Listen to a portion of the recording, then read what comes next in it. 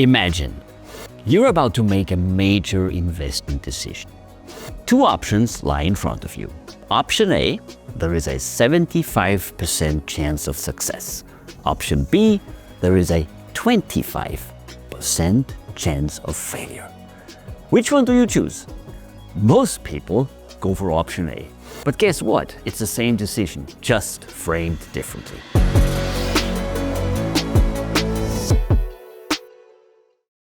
Welcome back to the Mammoth in the Room, where we explore leadership lessons that stand the test of time.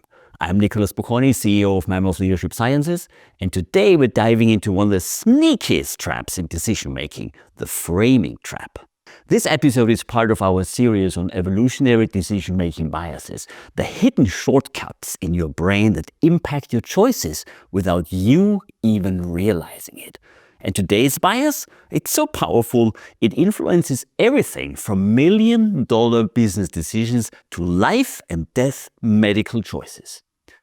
Stick with me, because we're going to cover why your brain falls for the framing trap, how even the smartest CEOs and politicians have been tricked by it, and 3 strategies to protect yourself from making disastrous decisions. And don't forget to subscribe to the podcast. I guarantee today's episode will change the way you think. All right, let's dive in. Let me start with a question. Would you risk people's life based on a sentence?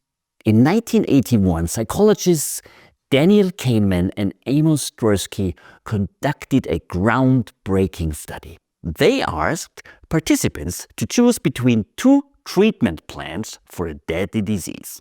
Plan A. If you choose this, 200 out of 600 people will be saved. Plan B. If you choose this, there is a 1/3 probability that all 600 people will be saved and a 2/3 probability that no one will be saved.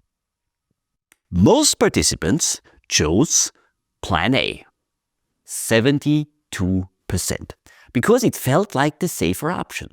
The prospect of certainly saving 200 lives is more attractive than a risky prospect of equal value, that is, a 1 in 3 chance of saving 600 lives. Then they flipped the wording. They introduced Plan C. If you choose this, 400 out of 600 people will die. Plan D. If you choose this, there's a 1/3 probability that no one will die and a 2/3 probability that all 600 people will die. The majority choice in problem 2, 78%, is risk-taking.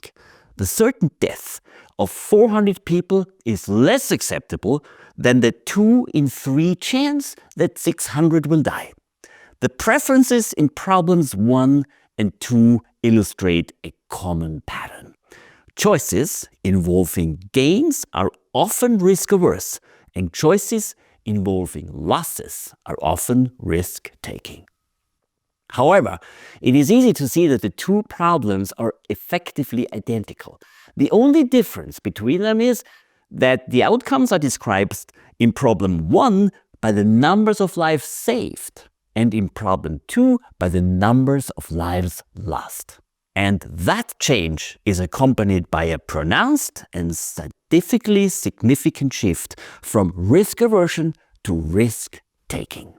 Why? Because our brains process gains and losses differently. We avoid loss at all costs, even if it means making irrational choices. And this bias affects everything from investments to hiring to marketing strategies. And guess what? The biggest names in business have fallen into the framing trap. All right, before we discuss solutions, let's talk about the 3 most dangerous framing traps in business. Number 1, the threat versus opportunity trap. How staying true killed an empire. Kodak dominated the photography market for decades. They invented the digital camera in the 1970s. But instead of embracing the future, they framed digital as a threat to the film business. Kodak's leadership saw the choice as Option A, keep pushing film, the core of the business model. Option B, shift to digital, which meant cannibalizing the profitable film business. Framed this way, the safer option seemed to be sticking with film, but that was the wrong frame. Instead, hindsight 2020, they should have seen it as Option A, lead the digital revolution and dominate the market. Option B, let competitors take over and lose everything. Because they framed the decision incorrectly, they clung to film while companies like Canon and Sony took over. By the time Kodak tried to catch up, it was too late. They filed for bankruptcy in 2012. What's the lesson?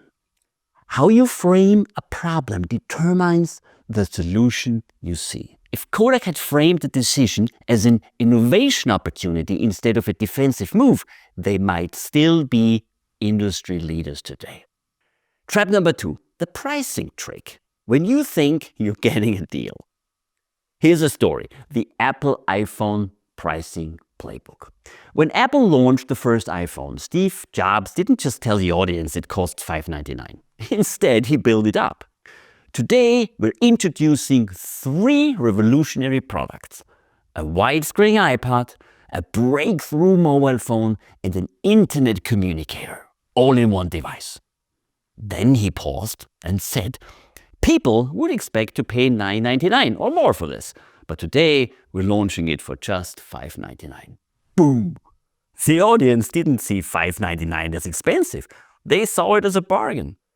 The lesson? Framing shapes value perception. The way an option is positioned makes all the difference. How to beat it? Reframe the context. Before making a purchase or pricing decision, ask, what's the real baseline here? And then compare real alternatives. Instead of focusing on relative pricing, ask, is it worth the price? Period. And number 3, convention versus innovation.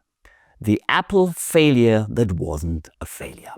Most people think Apple's Lisa computer was a failure. It flopped commercially and Apple discontinued it just a few years after launch. But what if we frame it differently?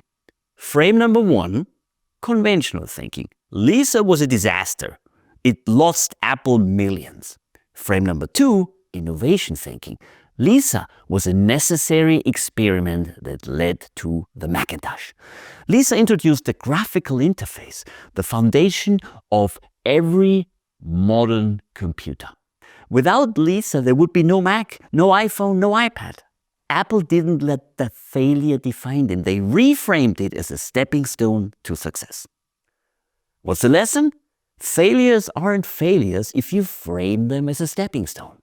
The greatest companies, Apple, Amazon, Tesla, embrace failure as part of progress. All right, now that you know how framing hijacks your brain, here is how to take back control. Tip number 1, flip the frame. Before making a decision, ask, what's another way to look at this problem or opportunity or issue? If Kodak had done this, they might still exist in the way they once did. Tip number 2, get external perspectives. Have someone outside your team look at the problem. They likely see it differently. Yes, I know this takes time and sometimes you hear what you don't want to hear, but it offers a different perspective based on which you can relook at the way how you framed the problem. And tip number 3, force a reframe. If a decision feels obvious, pause, ask, would this still make sense if I framed it differently? Don't ask, can we reframe it?